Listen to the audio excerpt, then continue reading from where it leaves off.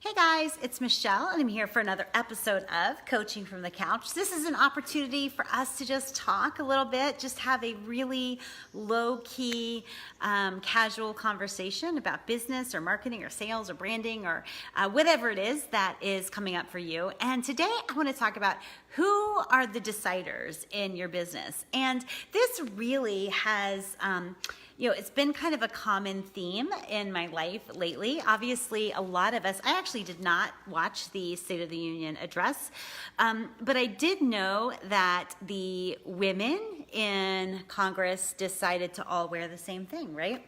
And I get kind of the show of solidarity there, but I have to wonder, like, who decides what people wear? I remember being at a sorority party when I was like 15, and I remember thinking how odd it was that they all called each other to figure out what everybody was wearing so that they all wore the same color. It's just not how I roll, right? Like, who are the deciders? Well, I'm the decider. I'm the decider. And so men, by the way, do not do this. You're never going to watch a big event necessarily. Now, obviously, the military wears, the same thing, or a football team or whatever dresses the same. But in general, you're not going to see men like calling each other, be like, what are we going to wear? Let's like all dress the same way. So I was just kind of thinking about, like, who's deciding these rules? And then, and this is something I'm kind of ashamed of, but my daughter, my oldest daughter, posted this video on Facebook, and it was a Rage Against the Machine video of their song Killing in the Name of. And it's still one of my favorite songs to run to. I cannot fathom that I would ever have listened to that. I know I didn't listen to that when they were kids, not with them in the car or anything like that. But I'll blame it on her dad, maybe. But the truth is, like, it's one of my favorite songs to this day, and I started listening to that song. I was maybe 16 when it was first popular, and in it, it's like, I won't do what you tell me, blink you, I won't do what you tell me, right? And that's always been like my mindset, right? And when I'm running, I just love the beat of that song. But anyway, so she's posting it, and it's a live concert, and the guy from Rage Against the Machine is like saying, he's like, man, he's like, y'all are doing what the deciders tell you to do. You're doing what the deciders tell you to do. And I was like, oh my gosh, today was call-in day for our members, and I did not hear from Lindsay or Brenda, so I missed you guys.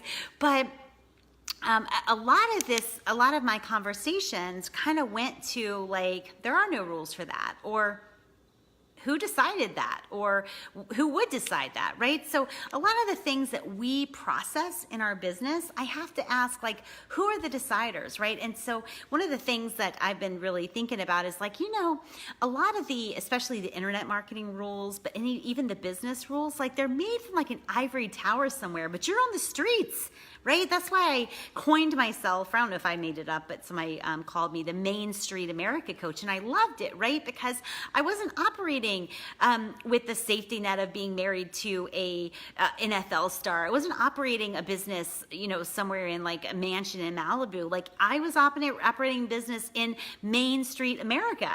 And so we've got to think, if the people in the ivory tower are making our rules, right, about how long a post should be, or how in vogue a certain social media platform is, or how long we should give X, or whatever, then we're really cutting ourselves short, right? Because we should be the deciders, and what we should base these decisions on. Oh, good. I get that. I totally get that. I was just poking fun at you guys, but we've got to decide who are the deciders. And the truth is, we are the deciders. Bottom line, hands down, we're the deciders. So then it comes down to, what do we base our decisions on? Right? What do we base our decisions on? And so one of our members, we were talking about whether or not she'd let go of her Facebook page, right? And she hasn't been doing anything to the Facebook page, and she's like, I just want to kill it off. I'm like, well, we don't want to take it to the crematorium until we know it's really dead. right? Like I want to be cremated, and my rule is like I want to be cremated. Just like make sure I'm good and dead before I go to to be cremated. And so I was talking to her. I'm like, well, listen, we haven't really. How do we decide whether or not to let go of a Facebook page? Well, first we've got to put some effort into it. First, we got to see, does it respond? Does it have a pulse? Is it full of the right people? What if you kind of did a little bit of CPR, put a little content in there? What would happen? And the truth is, we don't know. And so we don't want to make a decision based on something that we read or whoever they is, like what they tell us to do. We want to make sure that one, we're the deciders and that we are basing our decisions based on accurate and relevant facts, right? Like one of the best and most overlooked rules, by the way, of Napoleon Hill for the, what is it, his book? I can't even believe I'm blanking on the book. Napoleon Hill's book. Laws of Being Rich or something like that. But anyway, one of the laws is accurate thinking. It is I think, the most compelling of his laws, but also the least utilized. Accurate thinking. So for me, it's like, what do I base my decisions on? One, I base my decisions on my goal, right? What exactly am I up to? What am I trying to do? What have I said and promised to myself that I was going to achieve?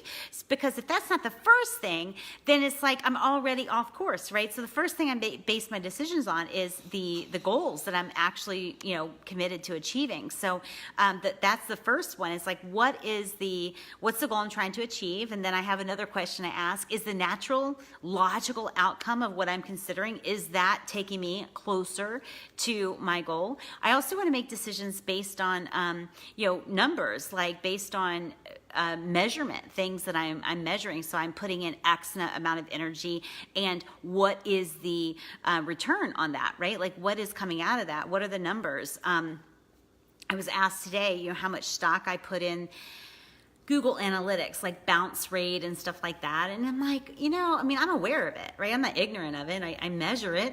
What I measure gets better. However, I'm much more focused on my ranking of my website, like how I'm stacking up to other websites across the world. I like to keep my journalist status by having a certain rank, but also I look at the numbers that matter to me, like how many inquiries am I getting? How many new members am I getting? How many new followers am I getting? I want to look at the things that matter to me. So I base my decisions on my goals and my own measurement, my own facts and accurate thinking, right? So accurate thinking, is the logical next step, or is the natural outcome for this going to take me closer to my goals? Gosh, Brenda, thank you. Think and Grow Rich. Yes.